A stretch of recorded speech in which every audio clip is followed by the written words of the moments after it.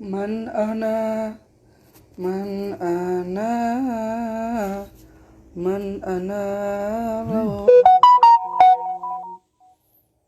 kaifama hubbukum kaifama lakum man ana man ana man ana laulakum kaifama hubbukum kaifama akum.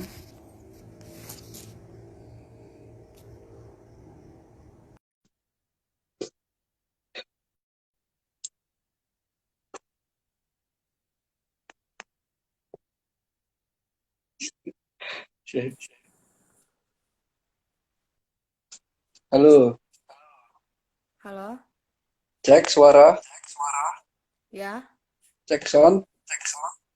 cek cek, Jangan dengar. volumenya jangan dibesarin kamu biar suaraku gak cicit gitu. Udah, Setengah-setengah, setengah aja setengah coba. Yang penting suaraku kedengeran di kamu. ini kedengeran.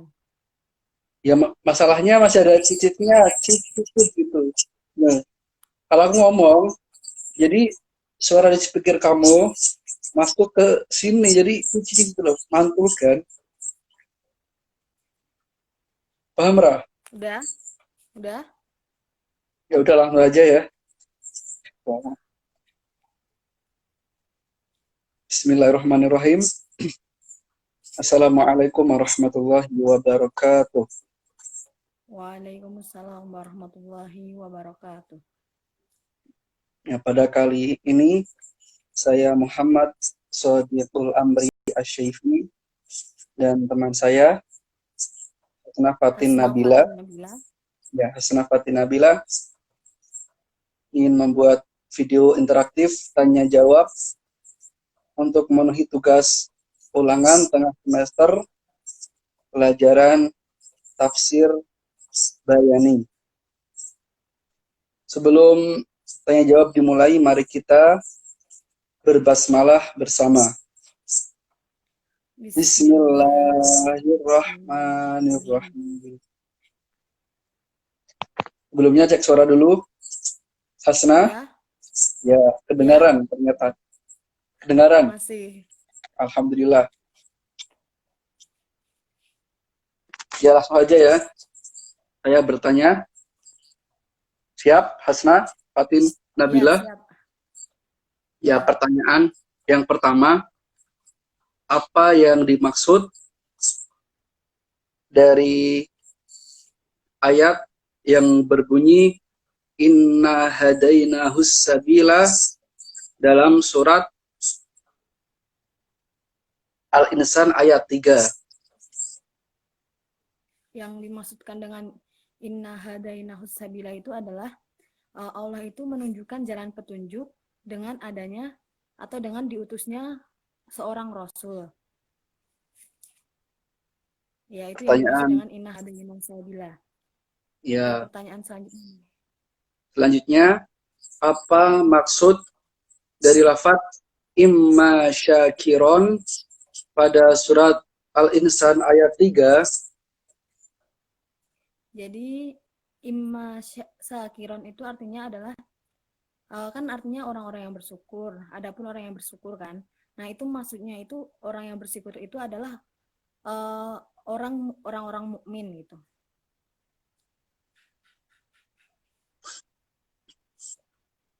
Selanjutnya, lafaz lillahi dalam surat As-Saff ayat 1 huruf jer lam sebelum lafaz Allah dimaksudkan untuk Nah, huruf lam dalam lafaz lillah dalam surat As-Saff ayat 1 itu eh, fungsinya itu sebagai tambahan dan keberadaannya itu bukan untuk banyaknya kemungkinan. Jadi hanya satu saja kemungkinannya gitu. atau mengkhususkan gitu. Ditaklib.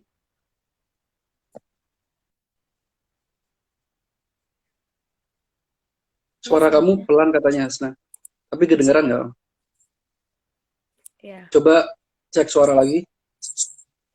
Ya. Ya, dengaran.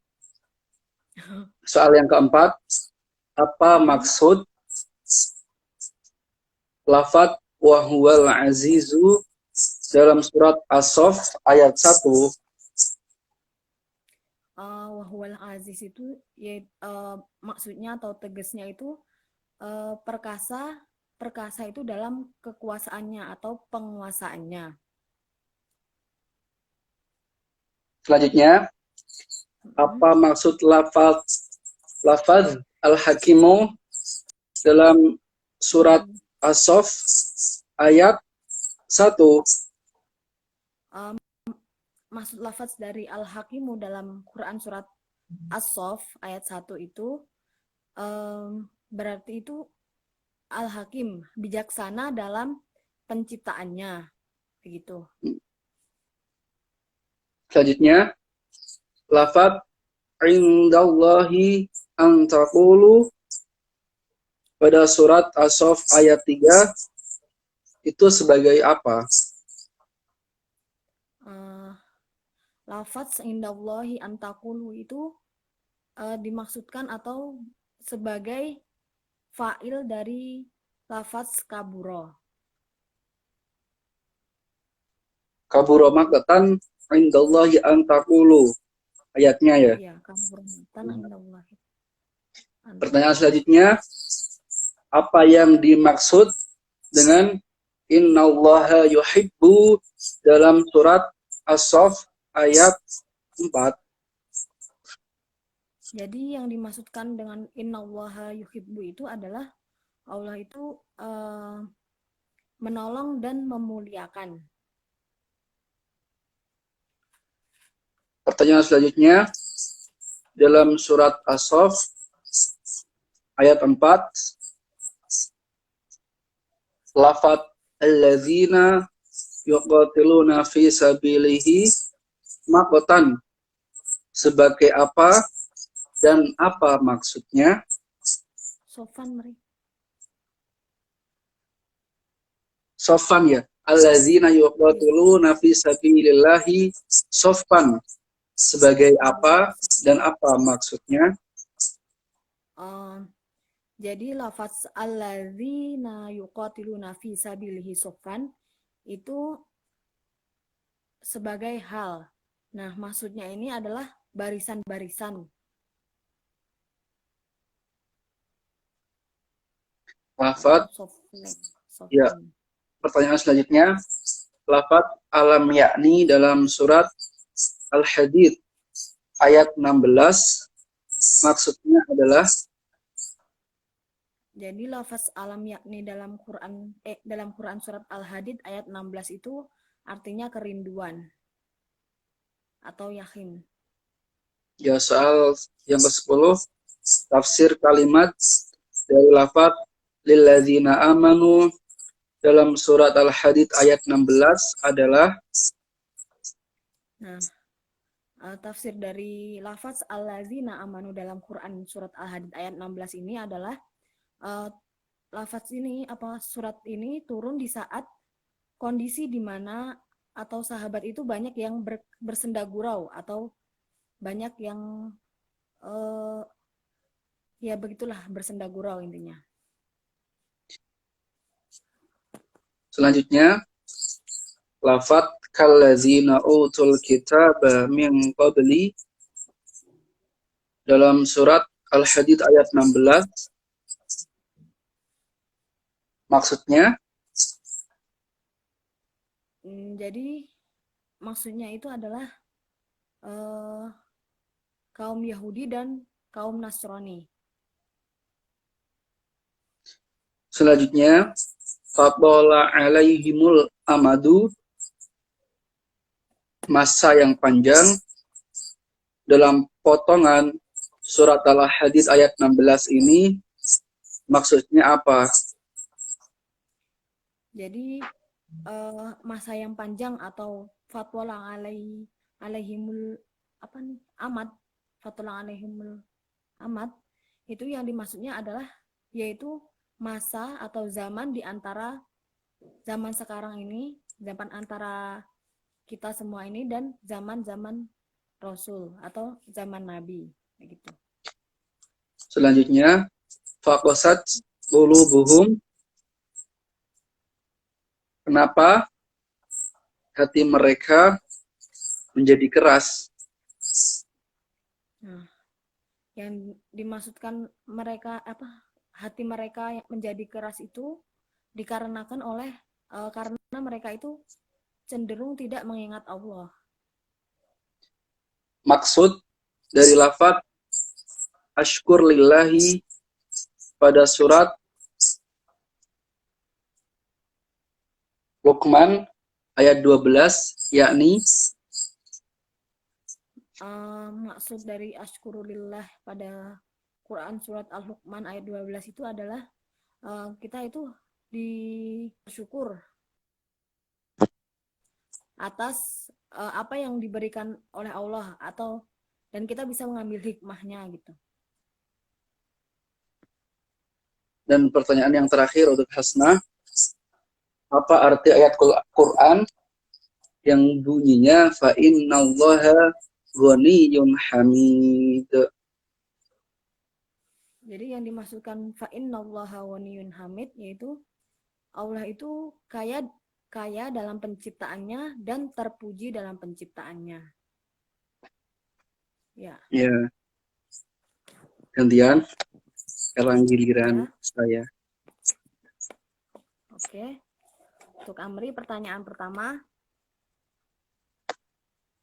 Kameranya Amri. Lo kok bisa berubah-ubah? Jadi pertanyaan pertama, ada berapa penafsiran para ulama tentang lafaz huwa pada surat Al-Ikhlas ayat 1? Sebutkan. Ya, untuk tafsir yang saya bahas ini ada tafsir Al-Maturidi. Nah, dalam tafsir Al-Maturidi ini ada dua pendapat tentang lafaz huwa pada ayat surat Al-Ikhlas ayat pertama, qul huwallahu ahad. Nah, huwa itu sebagian ulama mengatakan bahwa lafaz huwa itu sebagai tambahan pada ayat itu. Dan pada ayat pertama kan ada huwa, qul huwallahu ahad. Terus yang kedua tidak ada Allahus somad, langsung Allahus somad. Karena pada ayat pertama ada, pada ayat kedua gak ada huanya, maka kalimat huwa itu menimbulkan sebuah pertanyaan yang membutuhkan jawaban, membutuhkan penjelasan untuk menjawabnya. Kemudian pendapat yang kedua, sebagian ulama berkata bahwa huwa itu adalah nama Allah yang maha besar.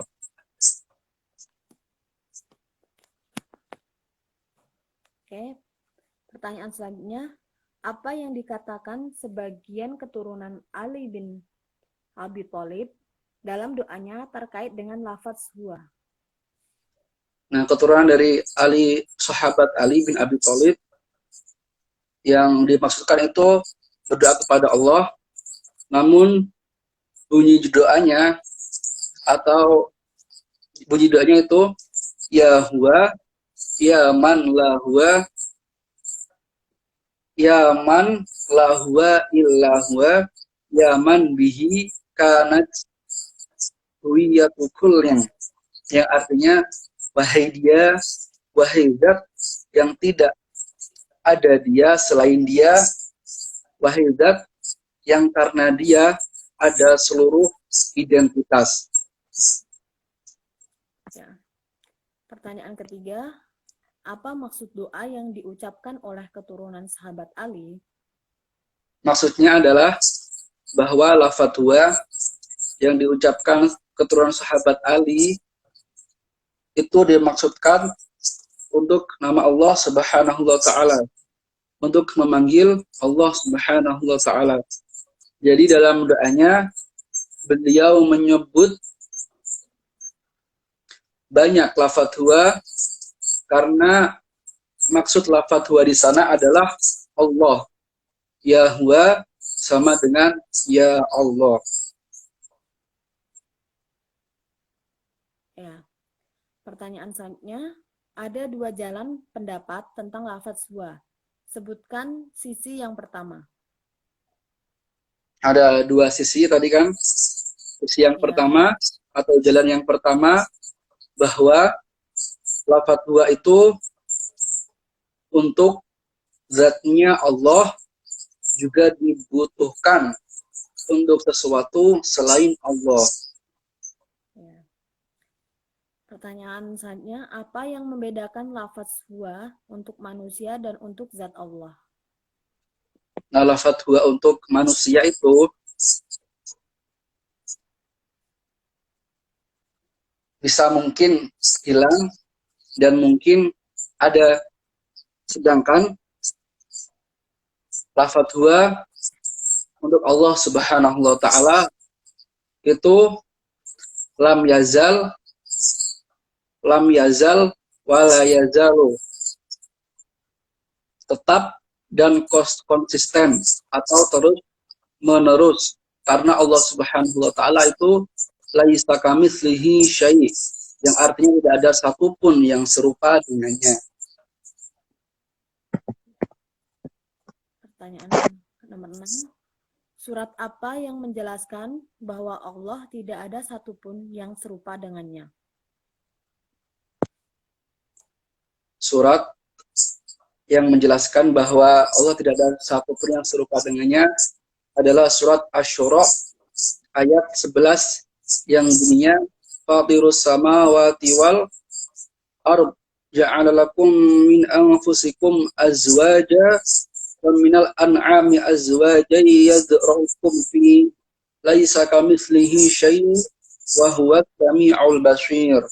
Artinya Allah pencipta langit dan bumi.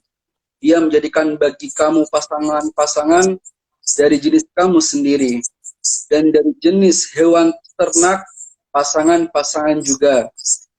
Dijadikannya kamu berkembang biak dengan jalan itu, tidak ada sesuatu pun yang serupa dengan dia, dan dia yang maha mendengar, maha melihat.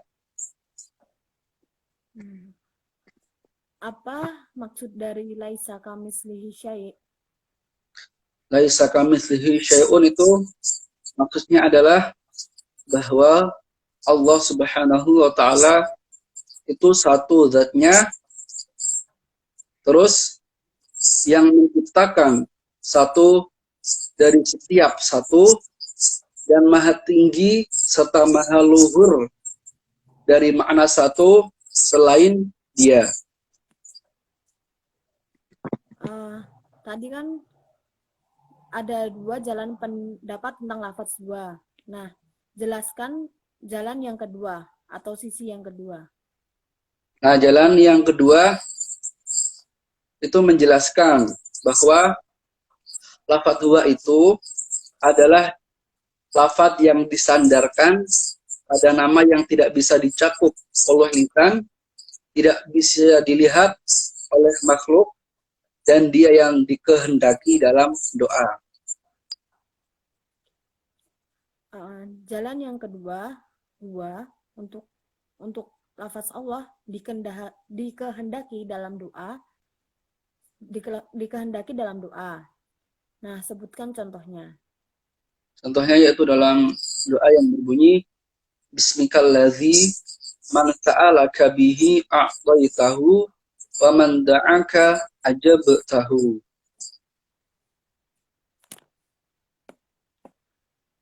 Kenapa pada doa di atas memakai dhamir? Karena keberadaan bihi, hi itu adalah dhamir. Itulah yang dinayahi dari sisi yang disebut. Jadi persamaannya itu adalah pada surat Al-Ikhlas. Dalam surat Al-Ikhlas, Allah menyebutkan huwa yang berfungsi sebagai lafaz yang dikinayahi. Lebih kuat mana antara jalan yang pertama dan jalan yang kedua tadi? Lebih kuat jalan yang pertama, karena jalan yang pertama itu lebih dekat pada kefahaman. Dengan kata lain, bisa diterima oleh akal.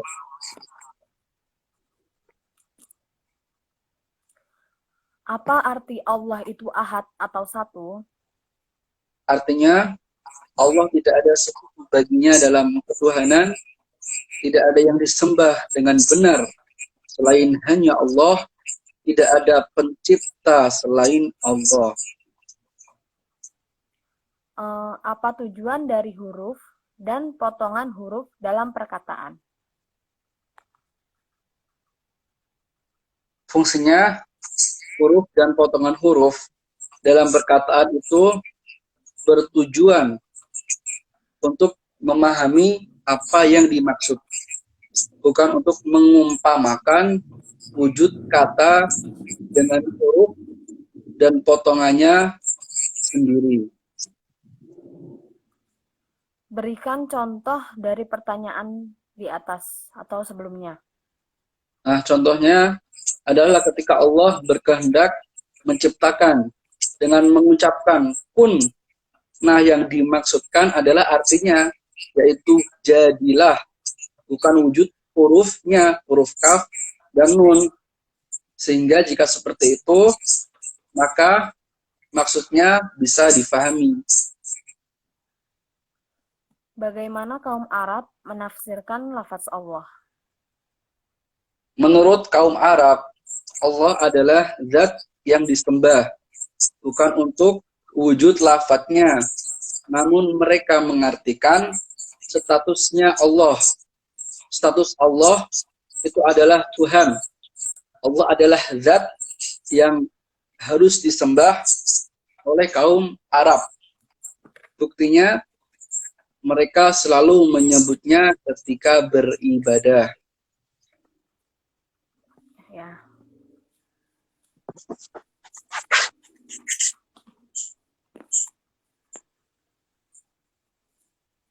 Sudah, Hasna? Sudah. Alhamdulillah. Cukup sekian tanya jawab antara saya dan teman saya, Hasna. Semoga dapat memberikan manfaat, dan kami mohon maaf jika ada kesalahan, ada kekeliruan dalam jawaban kami. Selanjutnya, mari kita sempurnakan tanya jawab pada malam hari ini dengan berhamdalah bersama. Alhamdulillahirabbil alamin. Wassalamualaikum warahmatullahi wabarakatuh. Waalaikumsalam warahmatullahi wabarakatuh. Syukron. Afwan.